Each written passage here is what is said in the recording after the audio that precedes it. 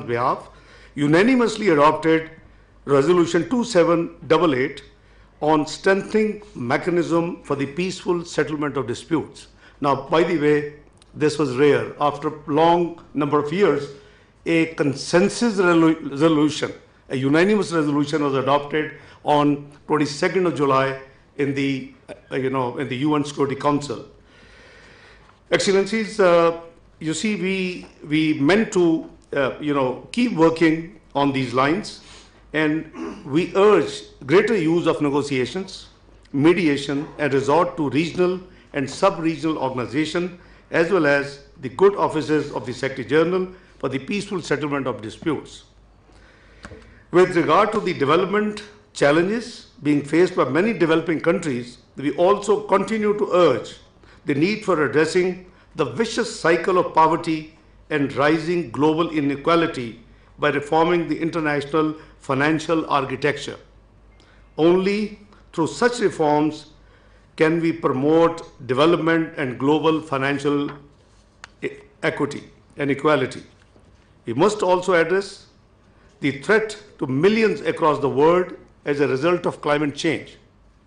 As we speak, as Chairman Senate also indicated, that Pakistan is once again facing the ravages of devastating floods that have displaced millions, inflicted colossal human and economic losses, and posed a serious challenges to our recent gains in sustainable development. I owe an apology. I was a little late to join this, and in fact we were having a meeting under the chairmanship of Prime Minister Shehbaz Sharif on the ongoing floods disasters in Pakistan. It is unfortunate that despite contributing less than 1% in the global emissions, Pakistan continues to be among the top 10 hardest hit by climate change. Excellencies, ladies and gentlemen, we refuse to remain passive. Through our leadership in climate diplomacy and strong advocacy for climate justice, Pakistan is helping to shape the global conversation on this topic. We are committed to being a voice for the vulnerable and a driver of collective climate action. At the same time, we recognize that economic resilience is a vital pillar of sustainable development. That is why we are actively positioning Pakistan as an investment-friendly destination.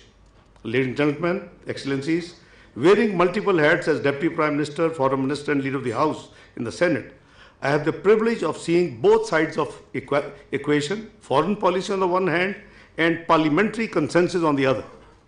I am sure, and I can assure you as well, that when the executive and the legislative pillars work in harmony, meaningful progress follows. That is why the Inter-Parliamentary Speakers Conference is very significant in my opinion. It brings them together and generates the momentum needed for meaningful action. Excellencies, ladies and gentlemen, today's ceremony is only the beginning.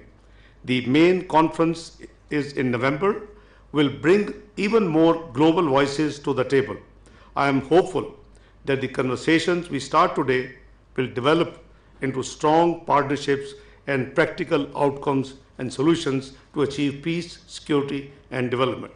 In closing, I thank all the distinguished participants who are here today with us. I also extend my best wishes to the Honorable Chairman Senate for the successful hosting of the ISC gathering in coming November. I thank you all.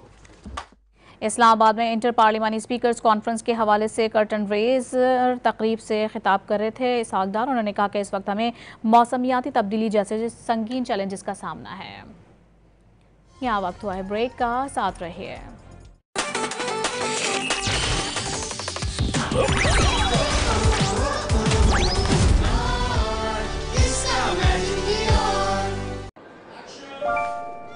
आखिर कौन है तुम्हारे ख्वाबों में?